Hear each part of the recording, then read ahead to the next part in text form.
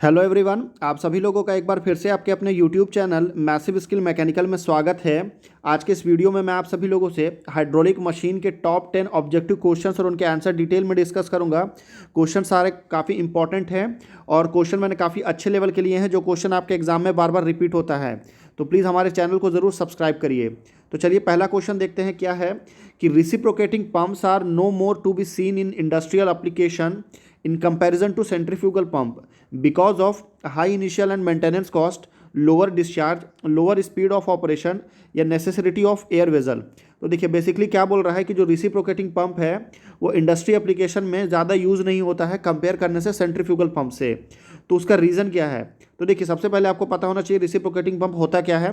तो reciprocating pump के बारे में बेसिक आपको स्ट्रक्चर बता देता हूँ। रिसिप्रोकेटिंग पंप में आपका जो पिस्टन और सिलेंडर वाला अरेंजमेंट रहता है, ठीक है, यहाँ पे आपका ये आपका पिस्टन सिलेंडर अरेंजमेंट होता है। ये सिलेंडर हो गया आपका और ये आपका पिस्टन हो गया, ठीक है। ये पिस्टन सिलेंडर अरेंजमेंट होता है और इसमें जो लोअर डिस्चार्ज नहीं, इसमें जो डिस्चार्ज होता है वो हाइयर होता है, ठीक है। डिस्चार्ज लोअर होता है पर हाई हेड के लिए यूज़ होता है।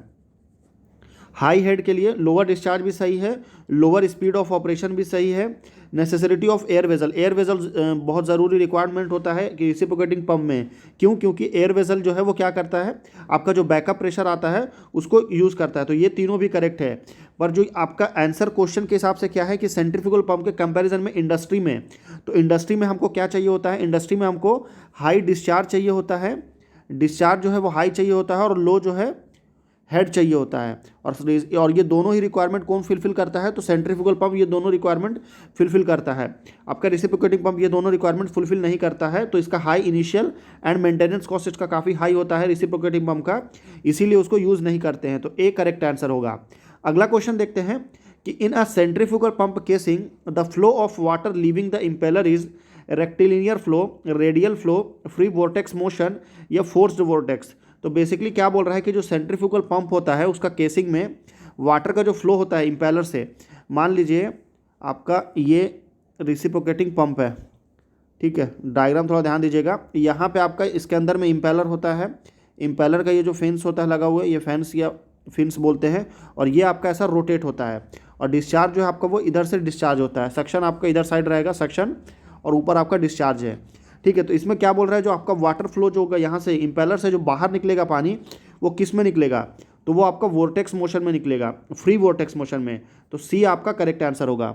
यहाँ पर दो चीज़ आया है, फ्री वोर्टेक्स मोशन और फोर्स्ड वोर्टेक्स। तो देखिए फोर्स्ड वोर्टेक्स वो होता है जिस वोर्टेक्स मोशन को करने के लिए हमको एक्सटर्नल टॉर्क की रिक्वायरमेंट हो। अगर हमको एक्सटर्नल टॉर्क लग रहा है तो वो आपका फोर्स्ड वोर्टेक्स होगा, और अगर आपका टॉर्क की ज़रूरत नहीं हो रही है, एक्सटर्नल टॉर्क की रिक्वायरमेंट नहीं है, तो आपका फ्री वोर्टेक्स मोशन है। तो यहाँ पे आपका इम्पेलर जो है वो ऑटोमेटिकली रोटेट होता है, तो हमको अलग से टॉर्क की ज़रूरत नहीं पड़ती है, इसीलिए सी करेक्ट आंसर होगा। अगला क्वेश्चन है कि for starting N axial flow pump it's delivery wall should be close, open, depend on starting condition and flow desired, या कुड बी आइदर ओपन और क्लोज। तो देखिए आपका एक्सियल फ्लो पंप जो है वो बेसिकली आपका रिसिप्रोकेटिंग पंप की तरह ही होता है, उसका स्ट्रक्चर भी बिल्कुल सेम होता है। तो आपका जो रिसिप्रोकेटिंग पंप है, इसका जब कभी भी आप इसको ऑन करते हैं और जो आपका पिस्टन जो है आपका मूव होता है, तो यहाँ पे आपका डिलीवरी वाल होता है, सक्शन एक साइड डिलीवरी वाल होता है। तो डिलीवरी वाल हम क्या करते हैं, उसको हमेशा हम ओपन कंडीशन में रखते हैं। क्यों ओपन कंडीशन में रखते हैं? क्योंकि जो आपका एक्सियल फ्लो पंप या रिसिप्रोकेटिंग पंप होता है उसमें जो प्रेशर होता है वो बहुत ही ज़्यादा हाई प्रेशर जनरेट होता है, और हाई प्रेशर जनरेट होने की वजह से अगर हम आपको डिस्चार्ज वॉल अगर हम उसको ओपन नहीं रखेंगे तो आपका जो सिलेंडर के जो आउटर वॉल है ना, वो सिलेंडर को क्रैक कर देगा, क्योंकि प्रेशर काफ़ी ज़्यादा हाई रहता है, इसकी वजह से सिलेंडर को क्रैक कर सकता है। तो बी आपका करेक्ट आंसर होगा। अभी यहाँ पे जो क्लोज कंडीशन आता है वो किसके केस में आता है? तो क्लोज कंडीशन आपका आता है सेंट्रीफ्यूगल पंप के केस में। किसके केस में? सेंट्रीफ्यूगल पंप के केस में। सेंट्रीफ्यूगल पंप में हमको जो आपका डिलीवरी वॉल होता है उसको क्लोज रखते हैं।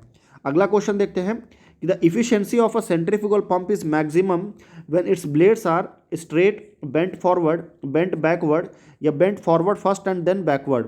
तो बेसिकली बोल रहा है कि जो सेंट्रीफ्यूगल पंप की इफिशियंसी होती है वो मैक्सिमम कब होती है, ठीक है, वो मैक्सिमम कब होती है? तो मैक्सिमम वो तब होती है जब उसका जो ब्लेड्स होते हैं ना, ये ब्लेड्स हो गए, ये ब्लेड्स जो है वो पीछे की तरफ, ये बैकवर्ड, ये पीछे की तरफ मुड़े हुए रहते हैं। अगर वो पीछे की तरफ मुड़े रहते हैं तो पानी का जो डिस्चार्ज होता है, डिस्चार्ज जो है वो आपका हाई हो जाएगा, डिस्चार्ज हाई होता है इसीलिए। तो बेंट बैकवर्ड, सी जो है आपका वो करेक्ट आंसर होगा। अगला क्वेश्चन देखते हैं कि in a centrifugal pump casing the flow of water leaving the radial centrifugal या वोर्टेक्स। तो इससे पहले ही हम बात कर चुके हैं सेंट्रीफ्यूगल पंप केसिंग में जो आपका वाटर फ्री होता है वो क्या होता है, लीव होने के टाइम में वो होता है फ्री वोर्टेक्स। तो फ्री वोर्टेक्स में क्या आ रहा है, वोर्टेक्स आ रहा है। तो डी आपका करेक्ट आंसर होगा। अगला क्वेश्चन देखते हैं कि centrifugal pump is started with its delivery wall keeped fully close, kept fully open, irrespective of any position, ये केप्ट 50% ओपन। तो जब मैं आपको एक्सियल फ्लो पंप के बारे में बता रहा था उस समय मैंने आपको बताया था कि जो आपका सेंट्रीफ्यूगल पंप होता है वो जब हम उसको स्टार्ट करते हैं और आपका इम्पेलर आपका रोटेट होता है, यहाँ पर इसमें क्या होता है, एक वॉल लगा रहता है। ठीक है, यहाँ पर वॉल्व लगा रहता है और ये वॉल्व हमेशा क्या रहता है, ओपन कंडीशन में रहता है। ओपन कंडीशन में रहने की वजह से सेंट्रीफ्यूगल पंप आगे की तरफ डिस्चार्ज होता है। क्यों? क्योंकि यहाँ पर एक इनिशियल प्रेशर जनरेट करने की ज़रूरत होती है। किसकी? Initial pressure. जब कभी भी इनिशियल प्रेशर जनरेट करते हैं उसके लिए हमको वॉल्व जो है वो फुल ओपन सिचुएशन में रखना पड़ता है। अगला क्वेश्चन देखते हैं, एक सेकेंड, सॉरी, सेंट्रीफ्यूगल पंप में आपका फुल्ली क्लोज रखते हैं, फुल्ली ओपन जो है वो एक्सियल फ्लो पंप में रखते हैं। लिखते टाइम में गलत मिस्टेक हो गया। अगला क्वेश्चन देखते हैं कि axial flow pump is started with its delivery valve.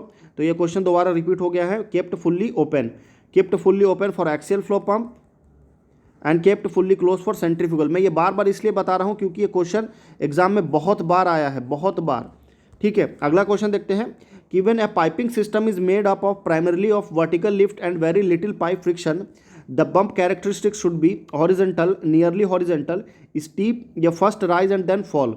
तो जब कभी भी हम पाइपिंग सिस्टम बनाते हैं या पाइप को हम डिज़ाइन करते हैं, ठीक है, तो पाइप को डिज़ाइन करने के समय में वर्टिकल लिफ्ट जब हम लेके आते हैं, पाइप को फ्रिक्शन, क्योंकि यहाँ से जब फ्लूइड मोशन होगा तो फ्रिक्शन जनरेट होगा अंदर के साइड में, तो वो फ्रिक्शन जनरेट होने की वजह से उसमें स्टिप होता है। तो सी जो है वो करेक्ट आंसर होगा। अगला क्वेश्चन है कि 1 house power is equal to 102 watt, 75 watt, 550 watt या 735 वाट।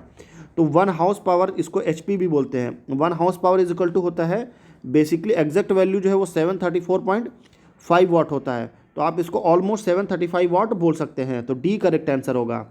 लास्ट क्वेश्चन है और काफ़ी इंपॉर्टेंट क्वेश्चन है कि multi stage centrifugal pumps are use to obtain high discharge, high head, pumping of viscous fluid, high head and high discharge. तो basically क्या होता है कि मल्टी स्टेज सेंट्रीफ्यूगल पंप का मतलब क्या होता है, जैसे मान लीजिए आपका एक पंप ये है, उसी तरह लाइन से एक कॉमन पाइपलाइन है और यहीं पे आपका दूसरा पंप दिया हुआ है। आगे जाएंगे तो यहाँ पे आपका एक तीसरा पंप भी दिया हुआ है।